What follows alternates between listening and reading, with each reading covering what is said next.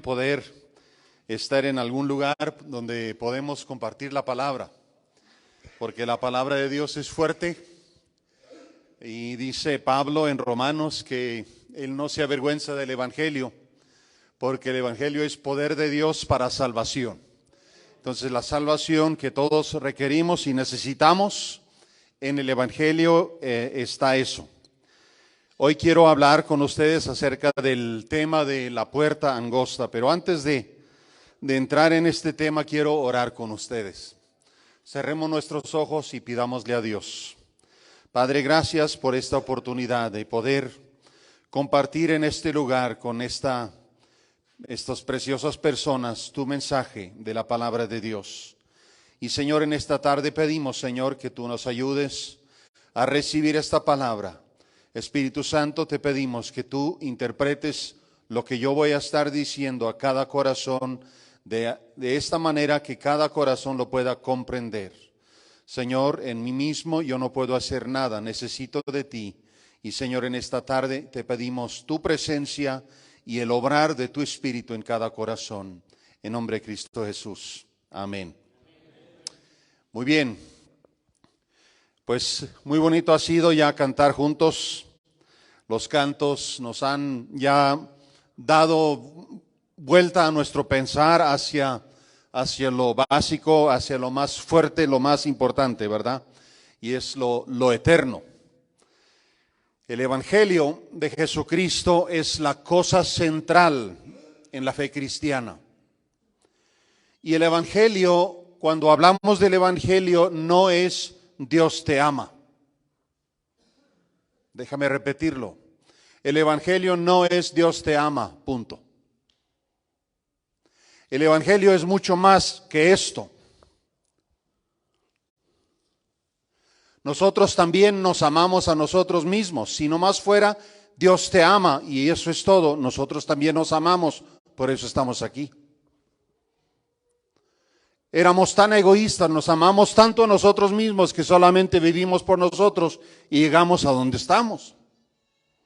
Pero el Evangelio es Dios te ama tanto que dio a su Hijo unigénito para morir por nuestros pecados, para morir por los tuyos y los míos, para que nosotros podamos tener ahora sí vida y no sufrir muerte eterna. Este es el Evangelio. No solamente que Dios en una manera ligera te ame, sino que te ame de esta forma que Él envíe a Jesucristo desde el cielo a su único Hijo para morir por nosotros. Y no fue morir no más porque quiso morir, era porque esto era necesario para nuestra salvación. Nosotros cada uno por naturaleza fuimos desesperanzados, perdidos, y si no habría venido el Señor Jesucristo para dar su vida, déjame ser muy claro, no habría ninguna manera para nosotros ser salvos. Era necesario que Jesús viniera. No era nomás algo que Él decidió, era necesario, indispensable para nuestra salvación que alguien como Jesús, un Cordero perfecto, diera su vida para nuestra salvación. Cuando nosotros aún éramos pecadores, sucios, feos, en necesidad de salvación, y que Dios nos diera un propósito para vivir.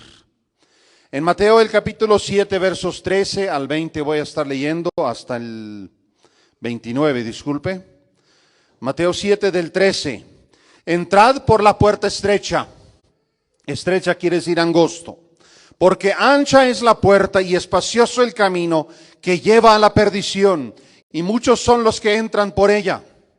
Porque estrecha, angosta pues, es la puerta, y angosto es el camino que lleva a la vida, y pocos son los que la hallan. Guardaos de los falsos profetas que vienen a vosotros con vestidos de ovejas, pero por dentro son lobos rapaces. El hermano hace unos minutos aquí les dijo en las redes sociales y por ahí, por todo lado, se les avientan doctrinas de diferentes tipos. Y hay lobos rapaces que también andan hablando por allí. Bueno, Por sus frutos los conoceréis. ¿Acaso se recogen uvas de los espinos, o higos de los abrojos? Así, todo buen árbol da buenos frutos, pero el árbol malo da malos frutos. No puede el buen árbol dar malos frutos, ni el árbol malo dar frutos buenos. Todo árbol que no da buen fruto es cortado y echado en el fuego. Así que por sus frutos los conoceréis. No todo el que me dice, Señor, Señor, entrará en el reino de los cielos, sino el que hace la voluntad de mi Padre que está en los cielos. Muchos me dirán en aquel día, Señor, Señor, no profetizamos en tu nombre, y en tu nombre echamos fuera demonios, y en tu nombre hicimos muchos milagros, y entonces les declararé, nunca os conocí. Apartaos de mí, hacedores de maldad. Cualquiera pues que me oye estas palabras y las hace, le compararé a un hombre prudente que edificó su casa sobre la roca. Descendió lluvia, vinieron ríos, soplaron vientos y golpearon contra aquella casa y no cayó. ¿Por qué? Porque estaba fundada sobre la roca. Pero cualquiera que me oye estas palabras y no las hace, le compararé a un hombre insensato que edificó su casa sobre la arena. Y descendió la lluvia, vinieron ríos, soplaron vientos y dieron con ímpetu contra aquella casa, y cayó y fue grande su ruina. Y cuando terminó Jesús estas palabras, la gente se admiraba de su doctrina, porque les enseñaba como quien tiene autoridad y no como los escribas. Esta lectura, hermanos, amigos, es Dios hablando. Esto no es un invento del hombre. La Biblia no es un invento de hombre. La Biblia no es algo que la gente dijo, vamos a juntarnos para escribir algo. La Biblia se escribió durante muchos miles de años, bueno, muchos, pero algunos miles de años, 1500 más de años, bueno, cientos de años pues, por medio de muchos autores en 3 diferentes continentes del mundo, todos con el mismo tema, el tema central de la redención del ser humano.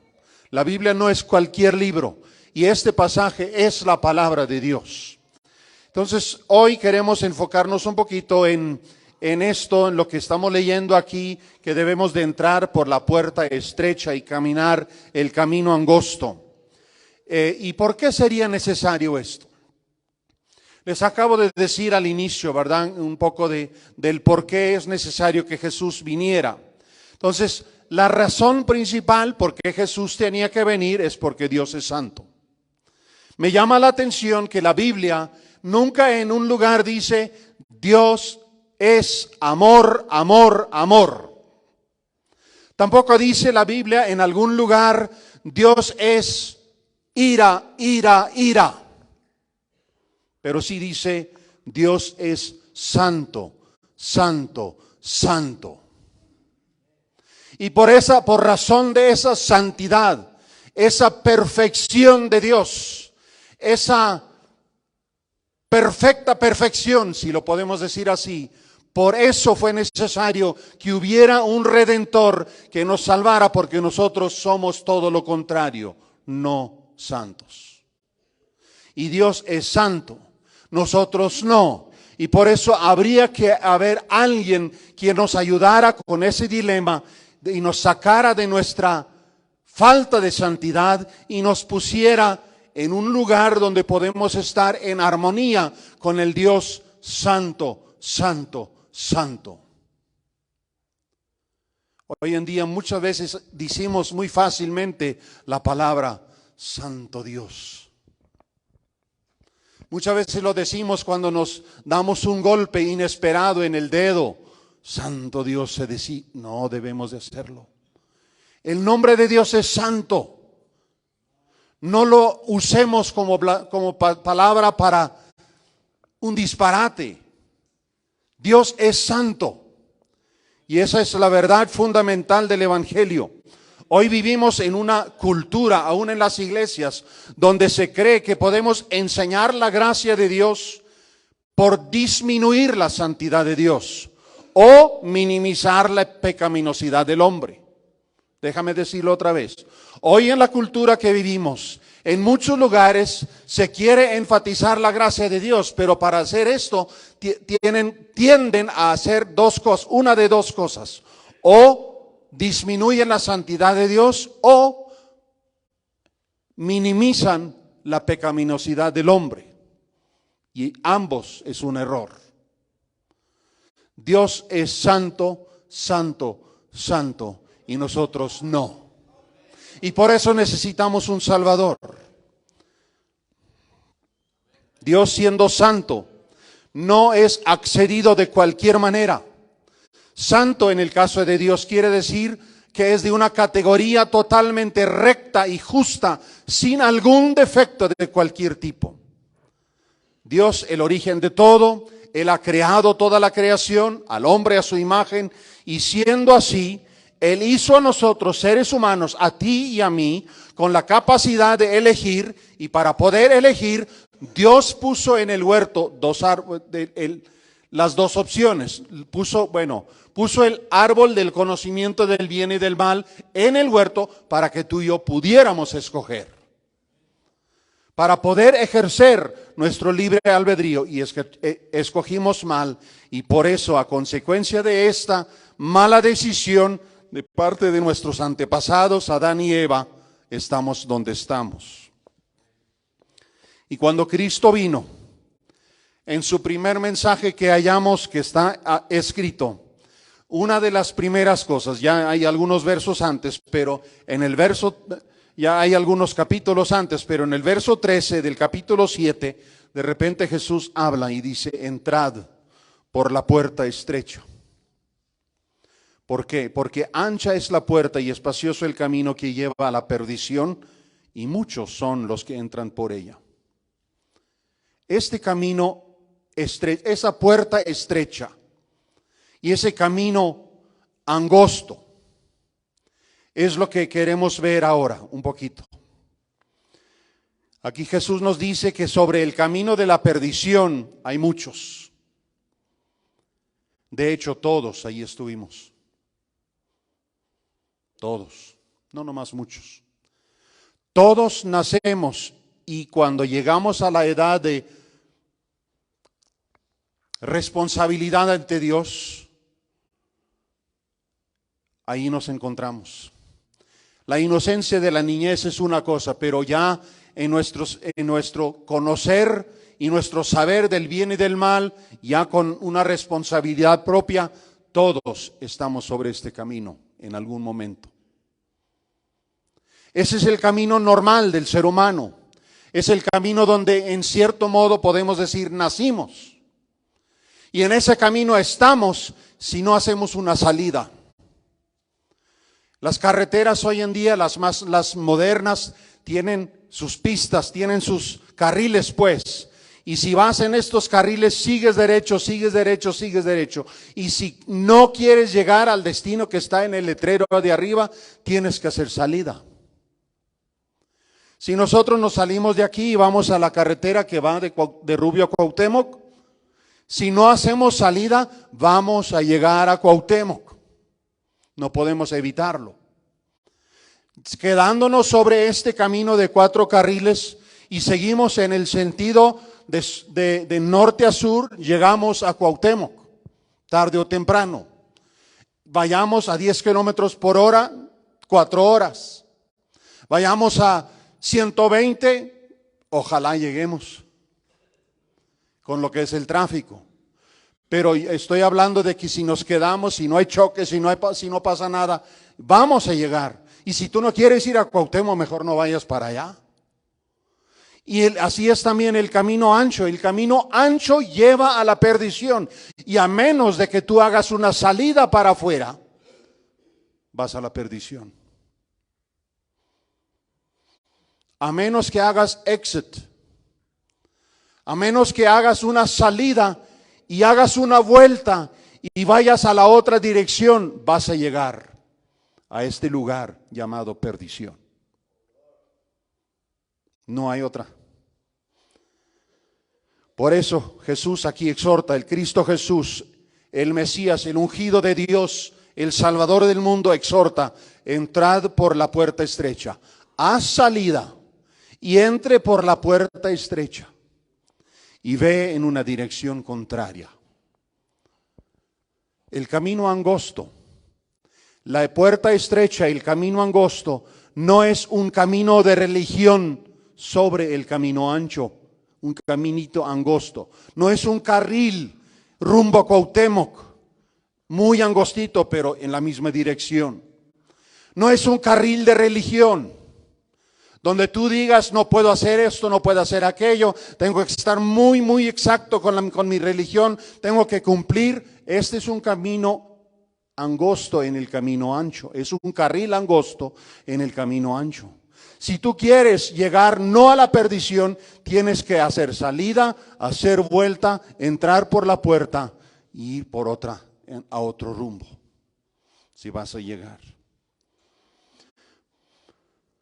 ¿Por qué hay tantos en el camino ancho? ¿Por qué? Porque estrecha es la puerta y angosto el camino que lleva a la vida, y pocos son los que la hallan. Amigo, ¿es usted uno de los pocos que ha hallado este camino angosto? ¿Es usted uno de los pocos que ha entrado por esta puerta estrecha? Yo no puedo contestar por usted, pero usted puede contestar por sí mismo. ¿Ha hecho usted la salida del camino ancho que llevaba a la perdición? ¿Ha dado vuelta y ha entrado por la puerta por la puerta angostita y luego tomado el otro rumbo por el camino angosto? Para estar en el camino que lleva a la vida hay una puerta por la cual tienes que entrar. Y en esta puerta no se da acceso según les da la gana a las personas. Jesucristo dice de sí mismo que Él es la puerta. Si vas a hacer la salida, si tú decides, yo no quiero ir en la dirección que voy, ok, muy bien, te felicito. Pero ahora sí entras, para entrar en el camino angosto, por la puerta estrecha, para poder caminar sobre el camino angosto en otra dirección, tienes que pasar por Jesucristo. Tienes que pasar. El único Salvador, el único mediador entre Dios y el hombre es Jesucristo. Hoy en día, por muchos lados, se predican muchos mediadores y muchos que según, pero hay uno solo y es Jesucristo. Jesucristo es el mediador. Para estar en el camino que lleva la vida hay una puerta y esta puerta es Jesús. Y luego me llama la atención el verso 15. Luego después de esto, guardaos de los falsos profetas. Cualquiera que te diga otra cosa que esta, que Jesús es el único, es falso.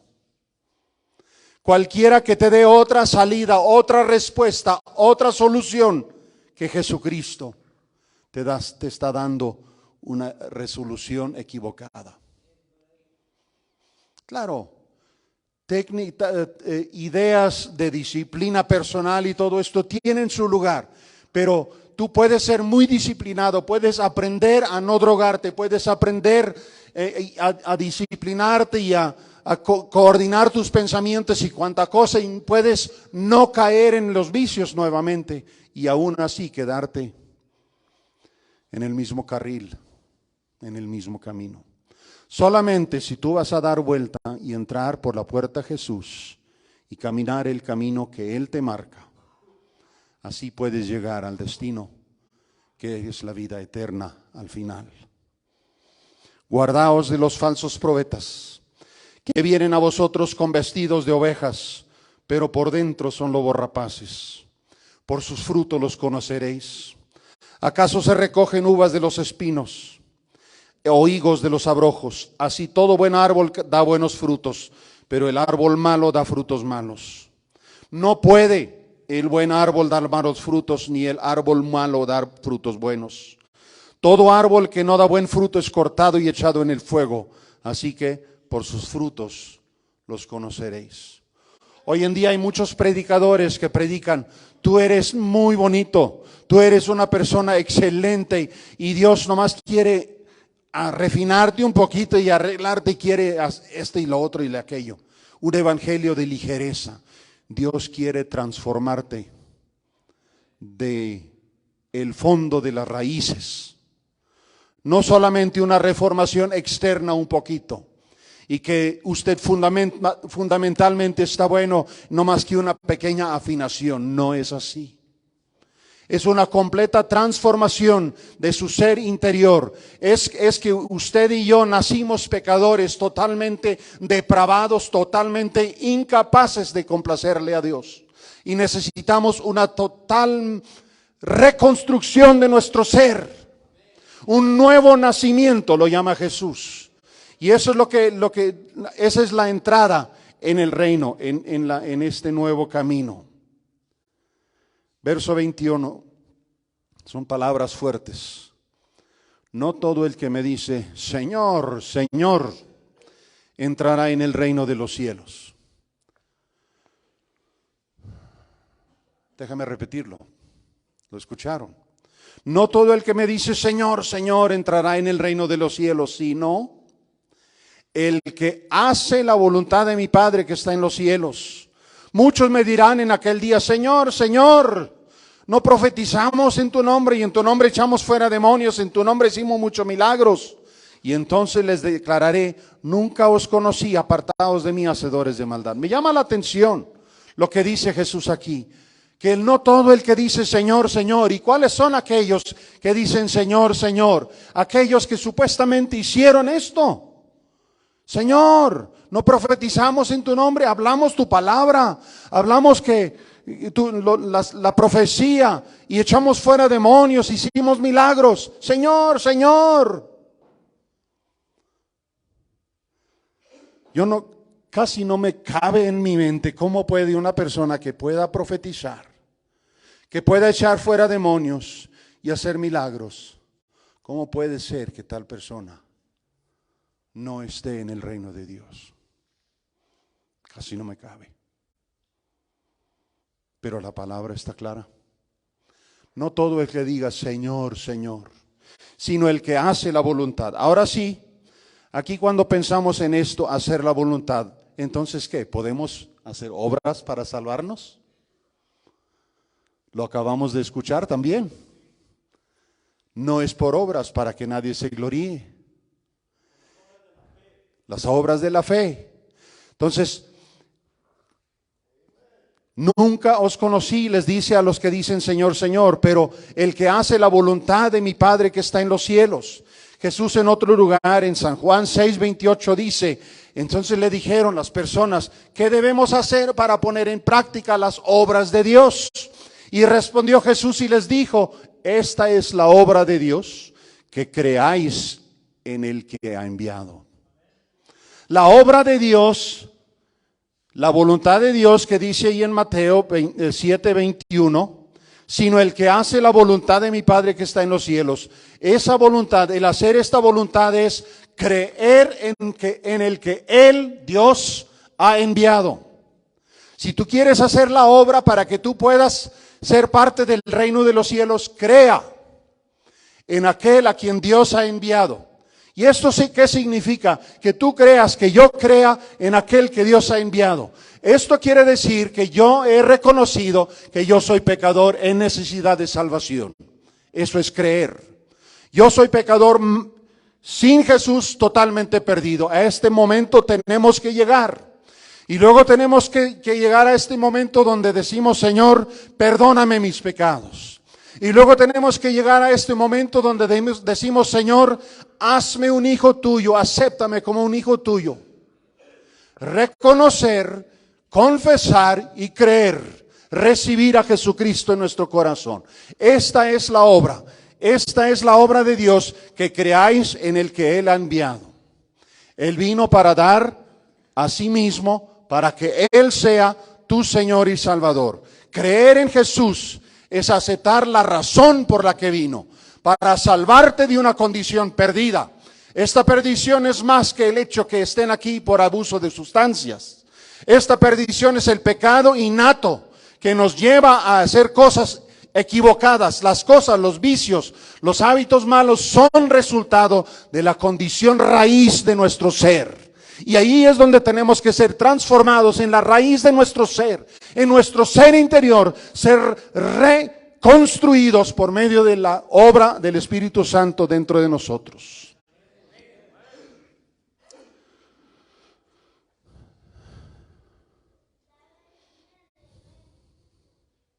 Ya me perdí.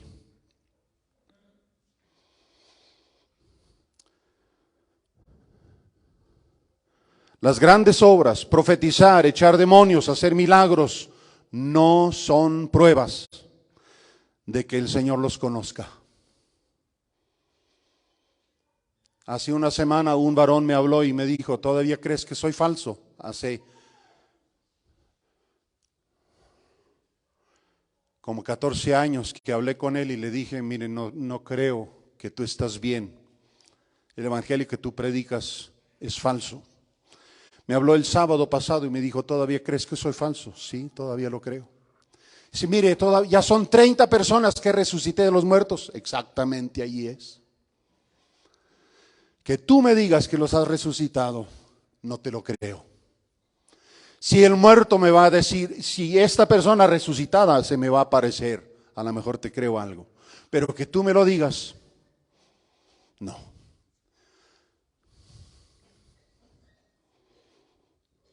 El Señor conoce a todos. Aquí dice, nunca os conocí, apartaos de mí, hacedores de maldad. Entonces las grandes obras, profetizar, echar demonios, hacer milagros, no son prueba de que el Señor los conozca. Claro, los conoce porque sabe todo, pero conocer en este caso quiere decir tener una relación íntima.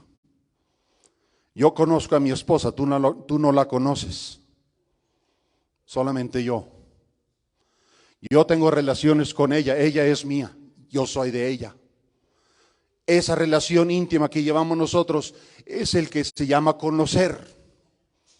Y esa relación, Jesús dice, yo nunca tuve esa relación íntima contigo, tú eres desconocido.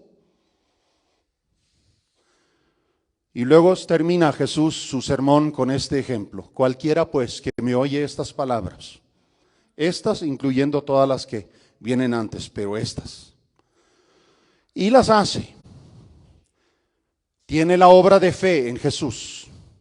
Le compararé a un hombre prudente que edificó su casa sobre la roca. Descendió lluvia, vinieron ríos, soplaron vientos, golpearon contra aquella casa y no cayó. ¿Por qué? Porque estaba fundada sobre la roca. Si tú escuchas lo que yo te predico y lo que otros han predicado y lo recibes, crees en Jesús, te arrepientes de tus pecados, recibes a Jesús como tu Salvador, crees en Él, tu vida va a ser una casa edificada sobre la roca, que cuando vienen lluvias, ríos, vientos y golpean, no caes. Pero cualquiera que me oye estas palabras y no las hace, no las recibe, no contesta al llamado de Dios, le compararé a un hombre insensato que edificó su casa sobre la arena. Descendió lluvia, vinieron ríos, soplaron vientos, dieron con ímpetu contra aquella casa y cayó, y fue grande su ruina.